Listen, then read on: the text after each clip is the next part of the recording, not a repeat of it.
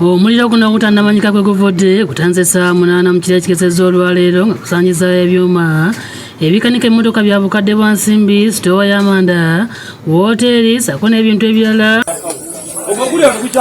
Bannange muviire sirinda kubeera amanda bagaguze eri mu ttale ne bagaleetawo ne bagasuubula, kati baba bamaze gasuubula ne bagateeka mu sitoowa, kati omuliro gusigalawo mu kutiya, kati ekutiya nekwata endala nakabawo n'amayumba ne gajja g'abantu. Omuliro gutuntumuse okutuuka obudde okukya, era wano basabye gavumenti ewe disitulikiti y'e Kalangala emmotoka ey'abazimyamoto. Naye wakiri bwe tuba ne firefighter oba ebiziyiza omuliro, ebyuma ebyo ebiziyiza omuliro okukwata oba ebijja ne bizikiza omuliro, kiba kituyambako.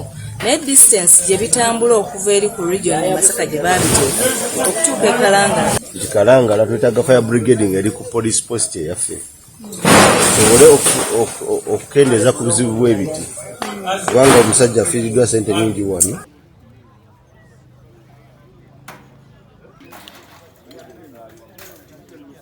Download the app on App Store or Google Play Store now. Vision Digital Experience, the future of media.